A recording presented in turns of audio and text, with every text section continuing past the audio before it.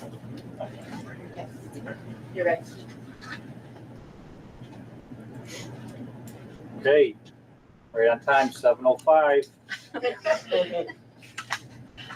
Let's call the meeting to order and stand for the Pledge of Allegiance. It's right by the door. I pledge allegiance to the flag of the United States of America and to the republic for which it stands, one nation, under God, indivisible, with liberty and justice for all. Okay, roll call, please. Mr. Dabrowski, Here. Mr. Smith, Here. Mrs. O'Grady, here, Mr. Bongiovanni, Here. Mr. Bryant, Here. Mrs. Braiowski, here, Mr. Galina. Here. Okay, looking for an approval of the agenda Okay, we have a couple changes to it. as amended, Um, pretty soon. Amending the amending. Okay, So there's an agenda at your seats. Obviously, we are not meeting at Stanton at 6. That event will be rescheduled to a date to be determined. Thanks to Jeff Sefsik for working with me on getting communication out around that. If you'll scroll down under administrative reports, item 9, there is actually an item A that is not listed, and that is the Stanton mid-year strategic plan update for you. That was in the original agenda and it accidentally got removed. So Stanton, you're still on if you're looking at that. Thanks in advance for the slides and the board. Those were included in your packet. Those are the amendments to the amended agenda. Say that 5 times fast. just the amended. Correct. So with that, I'd be looking for a motion to approve the agenda as amended. I'll make a motion. I'll second. Motion by Roger and second by Ken. All in favor? Aye. Opposed? None. Motion passes.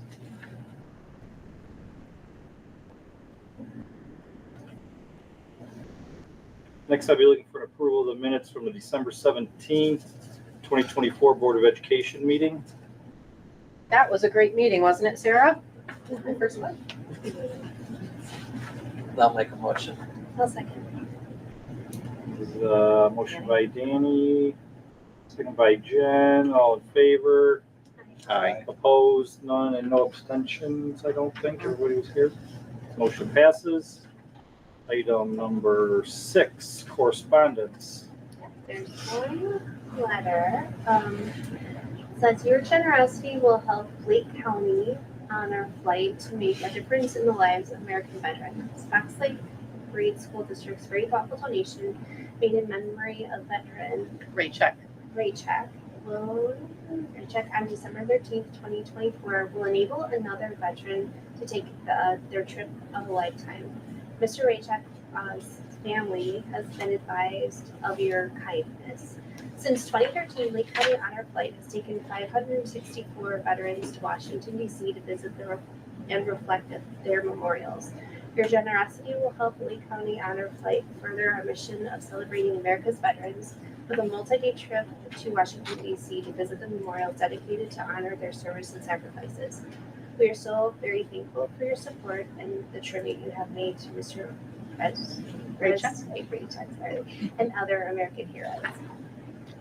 So that was on behalf of Jillian, who's one of our teachers. Grandfather passed away, and anytime that happens, we consult with the employee to find a special cause that would be meaningful. And that Lake County Honor Flight was the one that his family chose, and it matters a lot because my dad had the opportunity to do an honor flight and came to Stanton and talk to the kids about it on Veterans Day. So it's a great, great cause. If you want to know more about it, I'm sure my dad would be happy to talk to you for a few hours about his experience. Yours too? Yeah, he volunteers every year. He volunteers, and so does, mine does too, but yours, yeah. Yeah. We've talked a little bit about that. Nice. Yeah. To do The parade, beautiful send-off for him, right? We do the parade all the way back from Milwaukee, all the way back, and it's, they literally have the whole highway blocked off, hundreds of cars. If it's nice out, they have like the nice little slingshot cars, and it's just beautiful. And then they all meet up in like Libertyville area, and it's just not to see like a dry eye. No. It's just amazing. It's beautiful. Really, really So cool thank you for event. that. Yeah, it means a lot to my family. My dad's a veteran, so. So that was a good one. Yeah. All right. Thanks, Jen. Is that it for correspondence? That is. Okay. Audience comments? Virtual land, anybody? Everybody warm? Doing okay?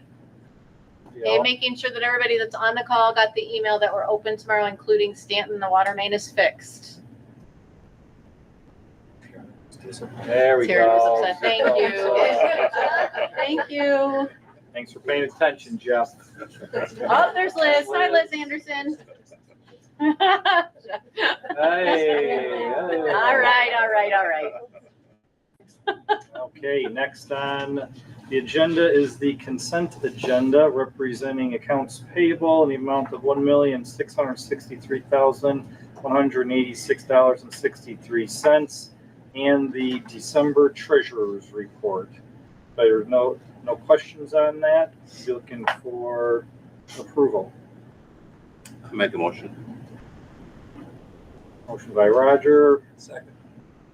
second by Joe. Please pull the board. Mr. Smith, Yes. Mr. Bongiovanni, Yes. Mrs. O'Grady, Yes. Mr. Bryant, Yes.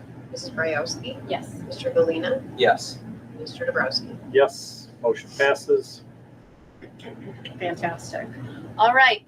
So next on the amended agenda, at some point I'm going to get there. It really is hard to say. I made a joke of it. Now it's a problem. We flipped the agenda. Mary Taylor is over at Grass Lake right now, talking with them a little bit about more in depth about the budget process. That's the flip in our typical order. So we're going to turn it over to Team Stanton for a data follow-up. Give me just a second to get your slides up, Jeff, Rochelle, and Lynn, okay? Oh my God. Oh gosh. Hey, you must be flying the Skylink that I just saw. So excited. Look, I've never seen them so excited. That's not true. Hey, my wife took me to Costco today. I felt like I was in Great America. At Costco? I tasted about 8 different things. I was gonna say samples. Yeah. How were the samples today? Awesome. All right. I think slides are up, volume's up. You're in a spaceship, so we're ready. All right, so and it's echoing in my head right now. So the first slide there is just kind of the theme for the next 3 slides. Rochelle will take the one after me, and then Lynn will clean it up for us. So as far as the data follow-up, we meet every Thursday as an administrative team with Heather, administrative team at Stanton, and we talked about how to address the data that we had reported on ELA and math. And so we talked about doing let's tell the board about what we will keep doing, what we've been doing, some of our past practices, just to get you some detail, maybe answer some questions you might have around what we've been doing, and then in progress, kind of like a work in progress or things that we just started. So the next slide will be the first of keep doing. So I think you all know that in October, the entire staff completed a 2-day trauma-informed and resilience specialist training in person. Over the summer, our guiding coalition as a team got together and did the same training virtually just to kind of get ahead of the staff. We also brought the bus drivers in, and just want to let you know that it's had a tremendous impact, but we're only, if you think about the middle of October, really 3 months into our practices. So that little picture up in the top left, everybody has that certified STAR specialist badge now, but we really have started to dig into some practices and change the way we look at behaviors, which hopefully in turn we move away from the negative consequences or the punishment, and we move more into trying to understand and be curious. So that's a little bit about that. I'm happy to talk at length anytime about that. We revamped this year our student arrival expectations with staff.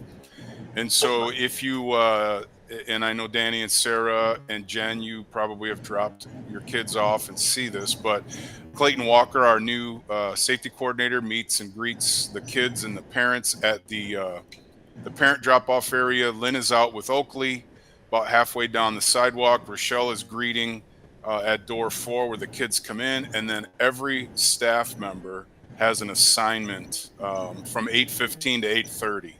So we have staff at the door at door 4.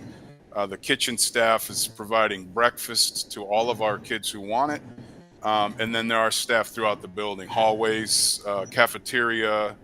Um, Library, anywhere kids could be, stairwell, anywhere kids could be, we're greeting and making sure that we direct our students to, and I'll talk about yonder pouches down there a little bit, but to use their yonder pouches appropriately, welcome them with a smile, and then invite them into their community buildings where their teachers are. So that leads me to breakfast. So anywhere from 15 to maybe 5 minutes, really depends on when the buses and parents drop the kids off. Students go into what we call community building, which is a 20-minute period to start the day. So 8:30 every morning till 8:50.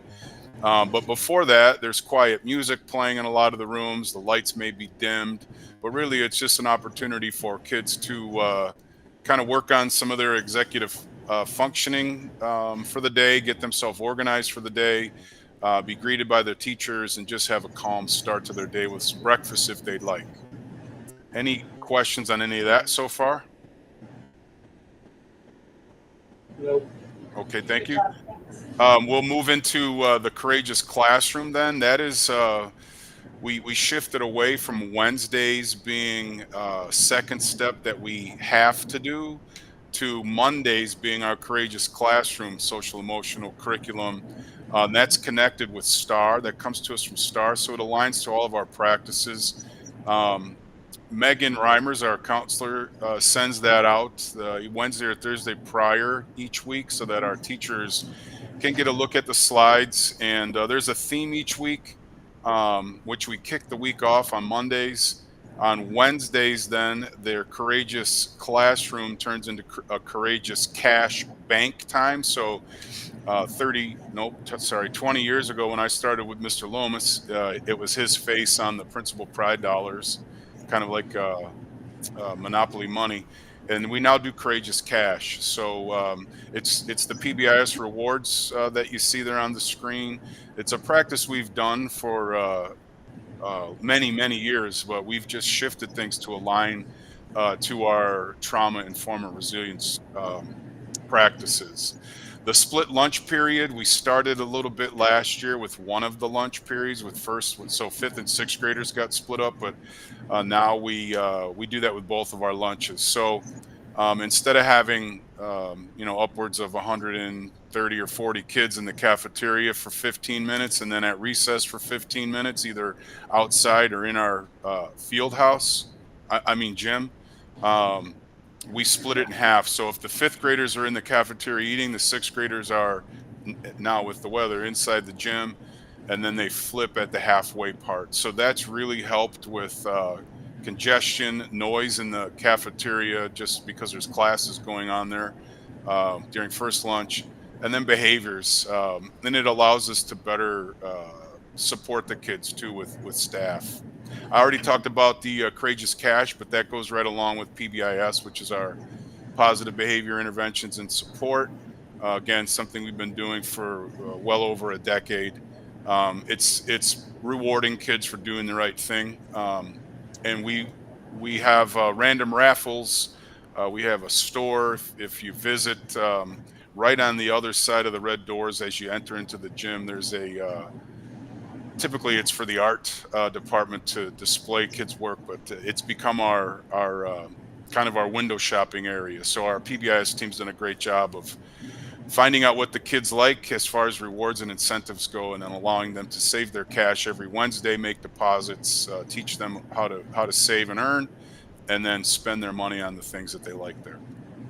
The yonder pouches are something that we started day one. You can see the picture on the bottom there. If you've been in the building, you see the discs that are the release mechanisms at each of the exits. So every morning, as the kids enter, they can open their pouch and put their phones, their ear pods, their Apple Watches into their pouches, lock them up. We have anywhere from maybe 8 to 15 kids every morning that self check, which is okay if they self check. They're being honest. We do want them to use their pouches, but ultimately we want to make sure that their phones aren't a distraction, aren't a behavior issue, that they can engage not only with their friends and actually socialize, but with their teachers and in their learning as well. Frizz 5, we're well into the Frizz 5 practices. So I think, as you all know, all of our teachers are expected to greet our students at the door, just like we greet them to start the day. They are greeted at the door before every class. Our teachers are expected to post the learning and the social emotional targets for the day or the week or the unit, engagement tasks, and then check for understanding is 4 and 5 in that hand there. And every Thursday, our instructional coaches use an engagement task in our community building. It's a non-content, fun engagement task in community building. It builds community, but it would apply to any of the content areas as well. So some of our younger teachers that maybe need some help in coming up with engagement activities every day. So we provide that through our community building for them. And then lastly, for my slide, Stronger Connections Grant. So that's our Silver Linings Therapeutic Support. That's our wraparound service with Dr. Rendon and Gabby Smith and Christina Maturano in the group there. So we have about 12 kids that get seen by an LCSW on Thursdays and Fridays at our building. So many of our kids that struggle come from homes where there's a struggle, and getting to a therapist, which is definitely something that the kids we've identified need, becomes an obstacle. And so we provide that through that grant, through the Regional Office of Education right at Stanton School. So those are mine that we're proud of what we've done. Some for a couple of years, some just this year. But things that we are proud of and would welcome visitors from anywhere to come and watch. I think our practices on that slide are great. So any questions? If not, I'll pass it over to Mrs. Peters. Jen has a question, Jeff. Yeah. Did you say the bus drivers are trained also? The trauma, that is wonderful because they're the first people to come in contact with the students. So that's something for that. Yeah, and I could kind of hear, yes, the bus drivers were a part of both of the days. And you know, you don't know the actual impact. You can't say just because of the training, but I could say it's definitely one of the reasons why. I looked just last week at bus conduct reports. So those are our behavior reports that we get from our drivers, and they're down like 50%. So I'd like to think that they're looking at and interacting with our kids differently. And to be honest, I mean, that's my hope. We haven't talked about that with the drivers yet, but we hopefully can do that maybe at our February Institute Day, just to check back in with them. Done it informally as they come to the building, but we haven't really surveyed them yet. But That is the plan, Jeff, for February. Great Awesome. minds, thank you. Awesome. I got one more question, Jeff. With the Yonder pouches, I know we've only had them this year. Have you seen an increase in academics and behavior in the students because of these? So I can tell you, you know, when you say because of these, it's one of the things that we're doing. Yes, I would say our teacher practices have changed.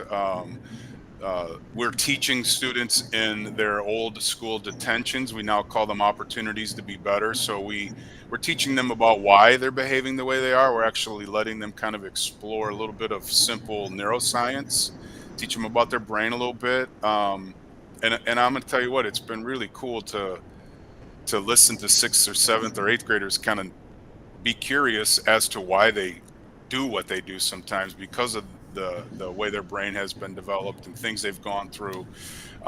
So yonder pouches, yes, absolutely. It's and I've talked to the kids too and just done kind of informal surveys with the kids. Um, we just started practicing too. So the kids who self-check in the mornings, they come in the morning and they just turn their phone in. We have a card we're giving them now because really we want to teach them the responsibility side of things as well, to use the pouches the right way. So we don't know if they've lost them, if they're damaged and they're scared they're going to get in trouble, or if they're just kind of being lazy and they're in the bottom of their bag or locker. And so now they have to have a laminated kind of pass that they keep all day long, and then they turn it in. And then we've communicated it each of those times with the families now too, just to let them know that, hey, uh, Mason has for the last week not used his yonder pouch. He's not breaking the rules. He's turned probably more hawk, but he's turning the phone in, which is really what we want to have happen. But we want to let you know so you're not surprised that he hasn't been using it. So yeah, I think a combination of all of this has absolutely helped. We've seen some really good improvement in behavior. My belief is this. We will start to see the academic positive impact, but I think that comes last. We've got to get them in the building. We've got to get them feeling good about being in the building and safe, emotionally and physically safe. We need to reconnect them with their friends and their teachers. We need to re-engage them in the classrooms, which all of this lends to then what I would believe would be academic improvement soon. I know we have a couple Stanton teachers on the call tonight. I'm glad you're here. Is there anything you'd add? Please, I know I'm putting you on the spot, so if you're just like, nope, that's totally fine too, but I know we have a couple on.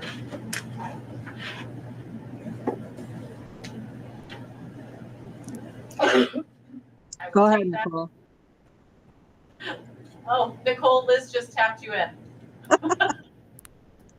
No, I think one thing is not maybe immediately, just that we're not dealing with the aftermath of some of the texting and the things that the kids were doing on their phones at lunch, and then drama that ensued from that. So that's kind of something that I guess is more immediate than the academic, like Jeff was talking about. So that's been real nice not to have that happening. Thank you, Liz. And I totally concur with Liz. Thank you, Nicole. I'm here. I'm listening. Thanks, Liz, for putting me on the spot. Great. I'm sorry for both of you for putting you on the spot, but I knew you'd have something great to I have add. a question. Yes, Sarah. I know this is Stanton based, but just out of curiosity, does Lotus have the younger pouches? No. Okay. Just hasn't presented at the same level of need, Distraction, impact, distraction, all things. Which is from my perspective. Biggest thing is watches. Yeah, That's- that's just as of recent, they've started Recent, coming yeah. with the little Christmas. Christmas gifts. Mhm. Okay. But never. And it's easier because they're with the same person all day, so Yeah. you're not, and they don't have that, like the middle schoolers and high school. And typically if they do bring their phone, a lot of them just leave it in their locker and they use it like when I do a club or something, they'll call their parents after the club. Yeah. So I've never had to take a phone away, but the biggest thing, they just like their new watches and taking photos on their watches. But otherwise, that's about all I've noticed. You ready for next slide? Yep, we are ready. So I'm also going to focus on what we're going to keep doing because it's working. So as a guiding coalition, we meet twice a month. Our first meeting is focused on that trauma-informed and resilience training and strategies that go along with it. Our social worker, Mrs. Mack, and our counselor, Mrs. Reimers, also attend that meeting. And then the second meeting is all based on data. So we're looking at, could be attendance data, could be MAP data, could be iReady data, but we're focusing in on that data piece. And as part of that, we have an accountability tracker, which means that each team member on the Guiding Coalition goes back to their teams prior to the meeting, and we have a focus. So for example, if we're looking at ELA data, it might be looking at that ELA goal setting. what is each team doing so each student understands what their goal is. And then we're sharing that as a team so we can learn from each other and maybe hear something that one team member is doing that another team member wants to do as well. Extra support in ELA and math. Our permanent and long-term subs, when they are not being used as a para or as a teacher in a classroom, we have specific schedules that they go through, and part of those schedules are giving extra support in those ELA and math classrooms as well, just to even provide more support on what the teachers are teaching, work with students who are not understanding something, or work with students who are understanding something and maybe expand it even further. Every grade level also has a flex period. In that flex period, interventions are taking place if needed for students who are below the 15th percentile. Teachers are also working with, separate from interventions going on, teachers are working with students who maybe did not understand a concept, who maybe did not do too well on a test, who just need that extra support. I know in sixth grade particular, they pull, like every content area has a day that they're pulling kids to focus in on and hone in on some of those extra skills, but every grade level is doing it. And so that's a great part of our school day. As an administrative team, we each kind of adopted a grade level where we're doing walkthroughs. Jeff had talked about the FRIS 5, those learning targets and check for understanding, personal greeting at the door. So we each adopted a grade level. So for example, I have fifth grade in exploratory where I'm focusing on those FRIS 5 and giving teachers immediate feedback when I see it. And that has gone really well. It's been really cool to see what teachers are implementing. Interventions, I kind of mentioned, those are happening during flex period for reading and math, and we are targeting students below the 15th percentile. Progress monitoring provides checks along the way for those students that are receiving those interventions, so we know what we're doing is working. And then also on Wednesdays, early release, our teachers have that collaborative time together where they can share their unit planning and then also work on future planning as well. And then I talked about the monitoring, the 15-day plans as part of kind of our walkthroughs and part of our administrative team meetings. We are looking in on teacher lesson plans and what they're teaching, and just looking at those FRIS 5 components as well. Thank you, Rochelle. Any questions on Rochelle's turn? No? Okay. We ready to advance the slide? All right, next slide. Okay, I'm going to go ahead and go over some of the things that we're putting in place and are kind of in progress to address some of our needs in the area of math. We're exploring new math resources. We are down to 3 finalists for a new math resource so that we can select a material that will help us close those gaps for students. In the past, we have stuck very close to implementing iReady, and it's become clear that we need to find an alternative to iReady since it hasn't produced the results that we had hoped it would. So we are looking for different resources to target those learning gaps for students.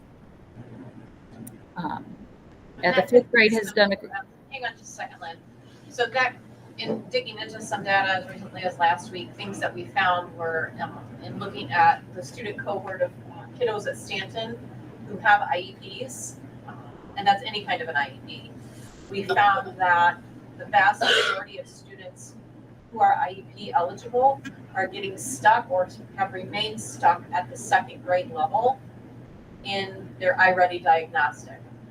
And so that then obviously made us think, well, I wonder what it is if you explode it out and look at everyone. And when you do that same process, and this is looking at the winter diagnostic, the one that we just took, if you explode it out to the whole population, in general, students are stuck at 5th grade, which means if they're working on an iReady path that's theoretically personalized to them, but it's not targeting those foundational skills, which a second grade would look like what? But already addition, subtraction, double digit addition, double digit basic multiplication, beginning.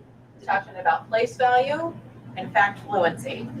And then by fifth grade, we would have the assumption that kids have, guess what? That fluency, multiplication, and division. If they don't have those things, they end up stuck because you can't apply something that you're not yet fluent with.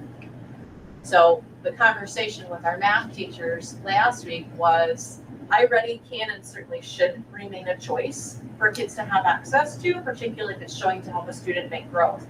But if we have a student who isn't yet proficient at math facts, guess what we need to be working on?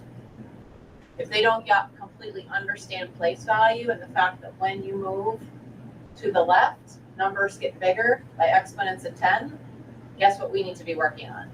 Because without, you know that with the absent, if those skills are absent, then we're dragging them through the rest of math and they're not ever going to completely understand, which would explain getting stuck in those two places. So it's not saying abandoning anything, but it's leaning into our in-house experts using the data to drive instruction. We pulled the scope and sequence from Ready at second and at fifth and said, if kids don't yet have these skills, this is what has to be happening for them. And so that's our follow-up this week. But that would be an example as to what Lynn's talking about regarding alternatives to iReady, which could simply be some bare bones back practice. Because I've worked with kids within the last week as well who are still trying to do algebraic thinking while counting on the fingers. So that's what we're trying to understand. So thank you, Lynn, for letting me interrupt. No problem. Meaning, did you have a choice? Okay, go ahead. We're also putting in place intentionally planned brain breaks, and I know fifth grade has done a lot with their day, particularly since they have longer blocks of time, knowing and recognizing when students are needing to, whether it's a more active to wake themselves up or something to kind of calm them back down after a recess time. Intentionally building those opportunities in the schedule so that students are most available for the learning. We're also in the process of putting in a little mini community building after lunch period. So coming back together to whether they, do a calm classroom, or just a check-in on where they are, so that that will also increase that being in that ready to learn mind. Maximizing paraprofessional support and schedules. I think Rochelle kind of talked a little bit about that, but utilizing our paraprofessionals for interventions, progress monitoring, so that we can have the most current updated data on student progress to see if what we're doing to intervene for students is actually working. We're going to also focus on engagement strategies during instruction. I know that there have been many opportunities for professional development in this area, attending the Kagan trainings to keep kids engaged and participating actively in the learning process.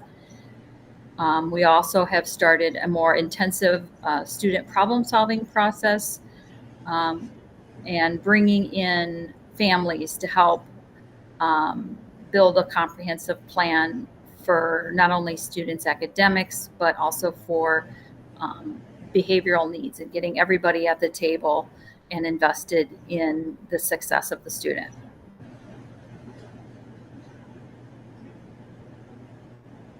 Lynn, do you want to say anything about the time-ins versus time-outs and the column corners? I'm sorry, I skipped. We also are working to keep kids in the classroom as much as possible by having teachers provide a calm corner in their classroom. Rochelle did a great job of making sure that teachers all had at the beginning of the year certain materials that are kind of universal for everyone in their classrooms, while teachers can also put their own personalized things to help calm and regulate. Because if students can just step away and take a break and get refocused, maybe they're in the calm corner and they can still hear the instruction.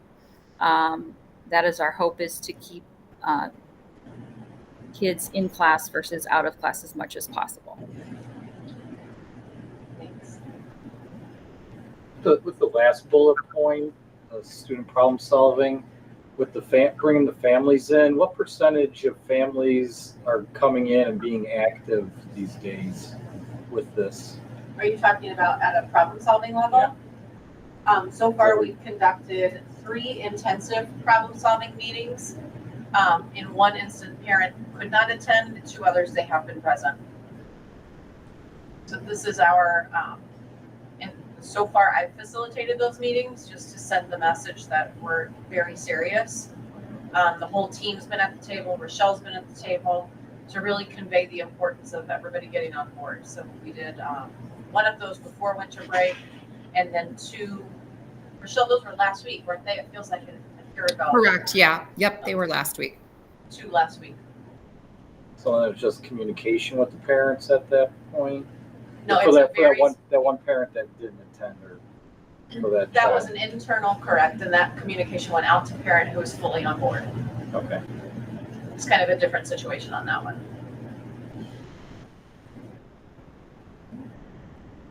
Other questions?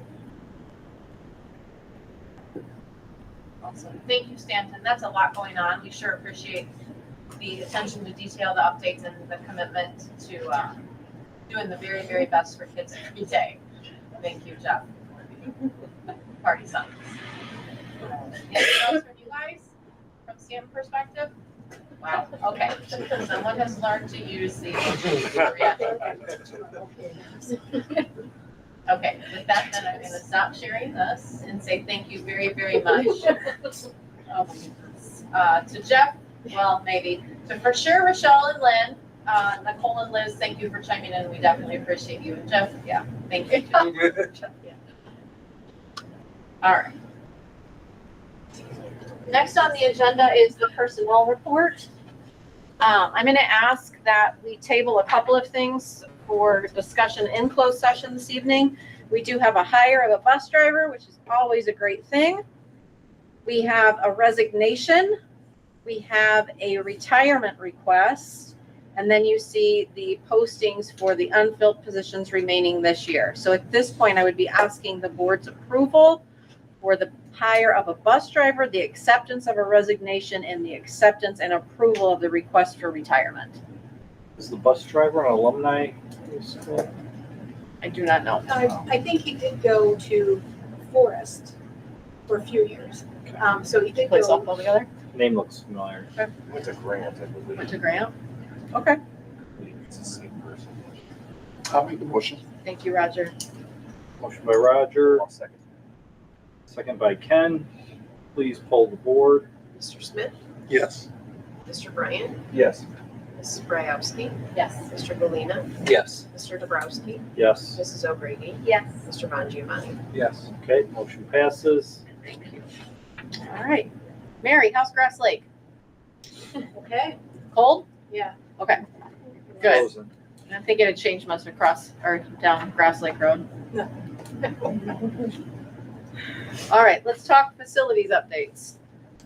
Okay. We are trying to find a date that we can all get together, but in the meantime, we are going to be meeting with Tammy Shovel to talk about starting next year, what does funding look like for any kind of major projects? What do we have left in our debt service extension to possibly fund anything that might come up? The membrane on the roof or any other large items. So we're going to be talking with her on Friday and this Friday, just to get our bearings on what is it that we can afford to do on some of these major projects like the HVAC, which we know is going to have to be changed out here. So, and then bring that back to the committee and talk to them about future projects. Just didn't seem like it made a ton of sense to be laying projects out without that piece of information. So let's get all the facts and then we can do the long-term plan that we've all been talking about. I'm happy to report that the water main break at Stanton is fixed in terms of facilities. That was a good one. Apparently there was a lot of water flooding out last night, but none in. Building's fine. Better out than in. The Frankel plumbers and the village worked beautifully together today. Thank you to Jeff for getting the village on call. Don Uclea was in yesterday and all of today. Russ was in and out and about. So once again, great teamwork to make sure our buildings are ready to open. So, and then thanks to Matt and Natalie, they came into Lotus this morning to make sure that given the late change from open to closed, if anybody showed up, they were greeted and taken care of. Thank you, Matt and Natalie, for doing that today. I greatly appreciate it. My kids, I had to get to school and they were not so happy about that. Transportation updates, Mayor. Okay, so we are down to one contracted route on our regular routes. Once we get Brian up and going, he is going through his training right now. We did have a bus driver CDL endorsement, but let it lapse for several years. So he has to go through the whole thing. He went through the training at the ROE. Now he'll just have to train with Jeff and then take his test and do behind the wheel. So once we get him up and going, which we're kind of estimating around February 3rd, we will be fully staffed with bus drivers. My little heart will be happy. Yes. A long time. Long time. I don't think we've ever been fully staffed. I can't, that's not my 4 years. That's exactly. Yeah. Yep. Yeah, it's been A huge win has been building the capacity internally to do that CDL training, though, guys. So the fact that we cooked that plan up has made a huge difference and brought down a barrier for finding drivers. That, and then remember the new buses on lease are not, they're not air brakes. Right. So that got rid of that additional certification that they had to have to be able to drive for us. So it's a good thing. Yes, we'll be looking to purchase a new van this week to replace the other van, and so we can kind of just keep going from where we ended. And then we'll see if we have the adjuster coming out. He was supposed to be out Monday, but I kind of feel like it was a little bit too cold. Yeah, he's not coming out. But Those insurance guys. Pain in the butts. I know. So we'll see. Glad you said it. Any questions? All right, we got some policies to read through on second read. We did go through these last time. There weren't a ton of questions. They have been posted. So unless there are questions, I'd be looking for final approval for 510, 520, 590, 5120, 5125, and 5230.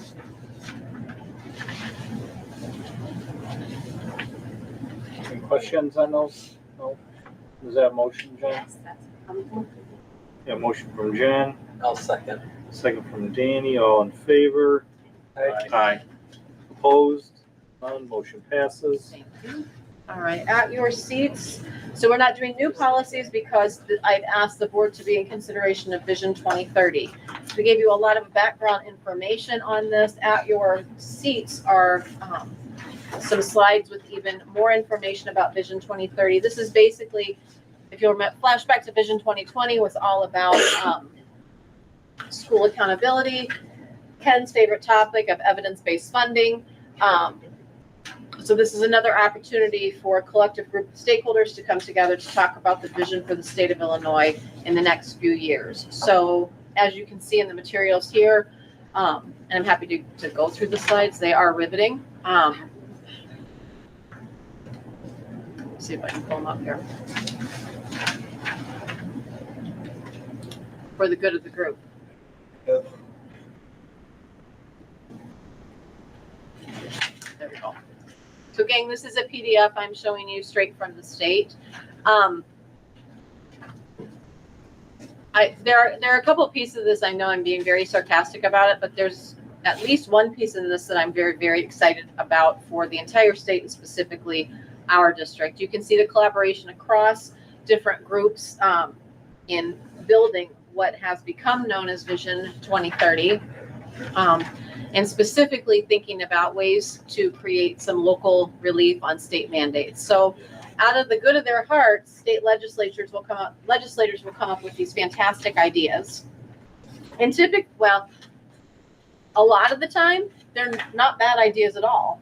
But what they don't think about at all is the cost that goes with those great ideas. So there's no money behind it for local school districts to do the thing that you become required to do. That was the great idea that everybody believes in, but you can't necessarily afford to do it. The best example I can speak to for that was, and we were more than ready for it, but this whole idea of full day kindergarten. That great idea. I don't know that anybody disagrees with the idea of full day kindergarten, except if you have a facility that's already at capacity, because basically that means if you're running half days, you got to double your programming, because those rooms that were split AM, PM now become one class and one teacher. So fortunately, this district, long before I was here, saw the beauty and the need for full day kindergarten. So that hasn't hit us like it has hit many other districts. But that would be, I think, the best example and the most costly example I can think of a great idea that could have used a little cash behind it. So basically that is the impetus behind this.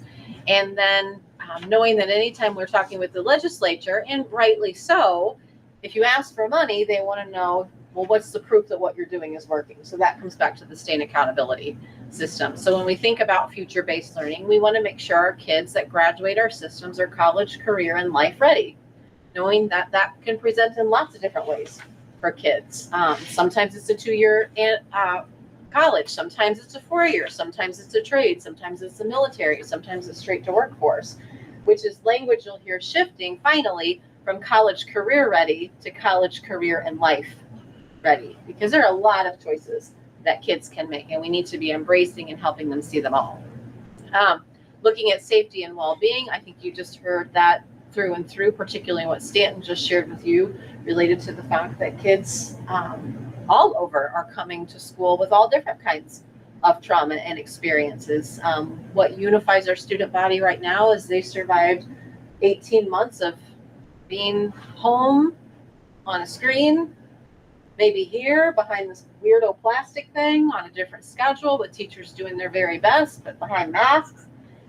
Like our kinders right now, think about when they should have theoretically been learning language, the world was talking to them like this.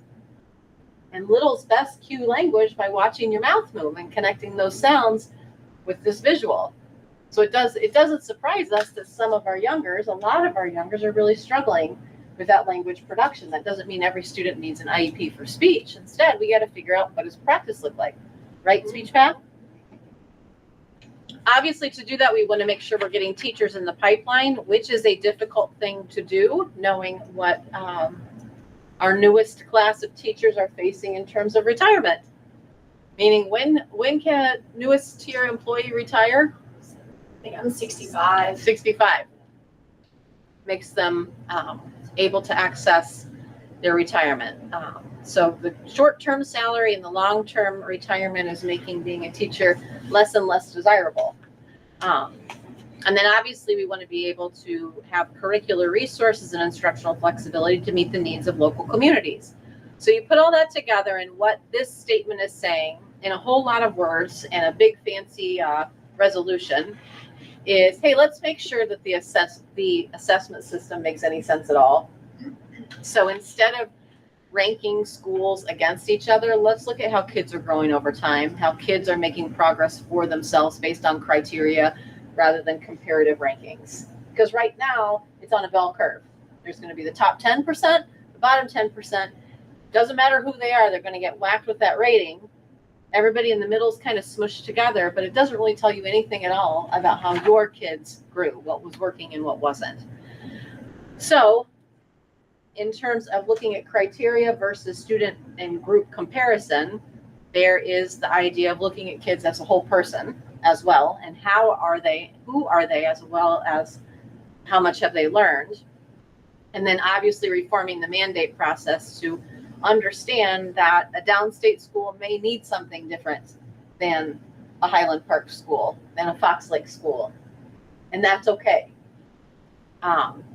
So that's basically, in a nutshell, what this whole thing is about. I know, Roger, it was brought up at the legislative session at the III conference. Is there anything you would add to that? Not really. I mean, I see the focus of what the vision they're trying to do, and sounds good. Yeah. As long as we can accomplish it, I guess. Okay. So that comes back, as always, to funding. Like I said, Ken loves this topic. So it's to protect the integrity of what was meant with evidence-based funding, but stop things that don't make any sense. So having, do you want to speak to it? It's just interesting how it all falls out and who gets the money. So revisiting the idea of when you show evidence, then your funding aligns to that, which then roll back when you show evidence, and if evidence is based more on criteria than comparison district to district, and rather looking inside at who's making proficiency, things theoretically should change. Should.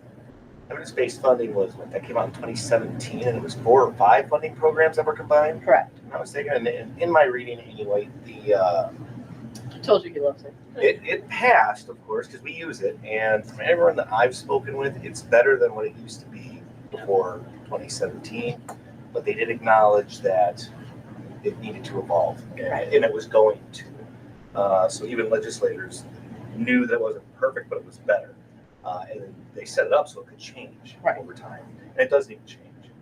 There are districts that, of course, get a lot of money from the state. Right. That I would question whether they actually need it. Right. Which prior to this, it was general state aid, which was all calculated by a straight head count on your 6-day enrollment. Right. So it is better and room to grow, for sure. So with that, the key goals are, as always, to keep kids safe, to keep them learning, to increase their success after they graduate, and to do all that, make sure that what we're measuring is actually measuring what works. And that is the 3.5-minute version of Vision 2030. I actually think that people, kids in general, all learn at different times. They do. So I like this idea as well. Yep. Exactly. So with the one slide that showed that mandates have doubled since year 2000, are we going to see a reduction in mandates? No, they're going to shrink the text.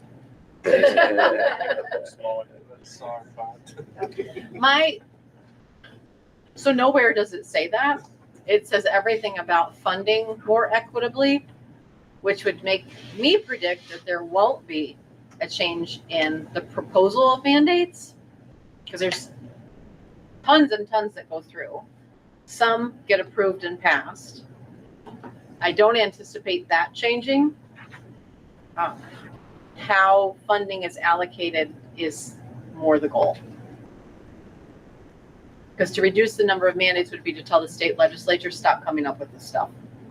Or go back and get rid of stuff that's not used. Yeah. So I'm not going to Vegas on those odds. So with that, each local school board, locally at least, if not across the state, is being asked to consider the resolution that is in your materials for consideration.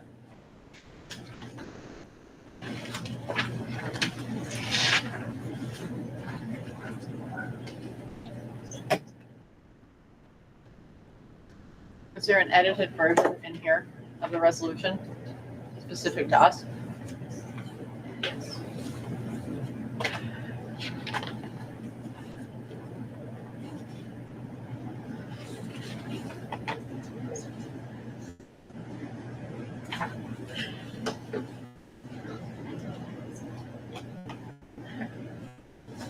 So at this point in time, what I would ask is, just as with anything, we typically do a first consideration and then a second. So Ken, go out and learn more about it. Now that you know more, everybody, please consider this and we'll bring this up for consideration for approval at the February meeting. Okay? Yeah. Awesome. Thank you. All right. Any agenda requests? We're in the middle of winter benchmark assessments. So February or March, we'll give you the mid-year updates on academic data.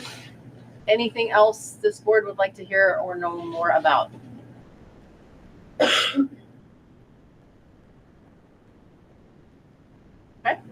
Presentation from Ken on evidence. Evidence-based funding. The good, the bad, and the ugly. Evidence-based funding. All right. FOIAs. We had two. One was, we wanted a list of software vendors and how much we've spent with them in the fiscal year. And the other one was, we get every year asking for a list of teachers retiring this year, or staff retiring, not just teachers. Right. We did receive a third one that we responded per legal counsel and in alignment with the rest of the county.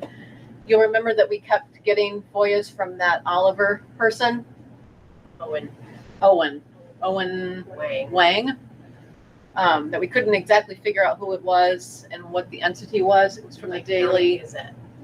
The Lake County Gazette. Lake County Gazette. What information were they looking for? So they've looked for all kinds of different information in the past, but nobody could identify this person. The Gazette didn't claim this person.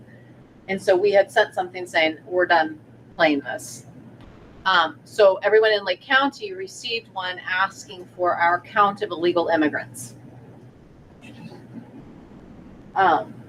So for a multitude of reasons, we in solidarity refused to respond to that. First of all, we have no responsive data to that point. But secondly, it is becoming clear that that is either some kind of a robot or some sort of an entity seeking information in a way that they're using FOIA but are not a FOIA agent. So all of us got it and all of us responded in the exact same way.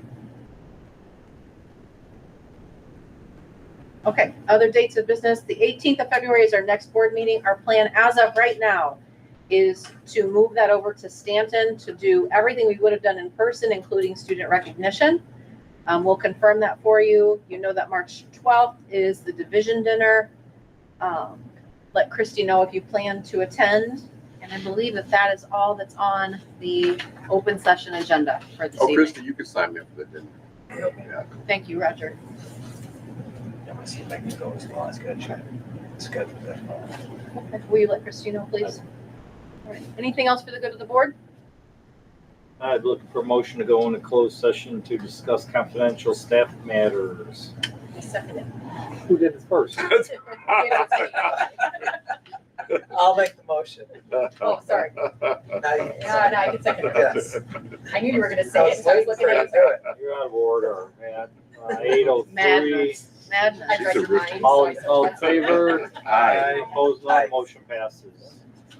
Thanks, everybody. Thank you, those of you who joined us virtually this evening.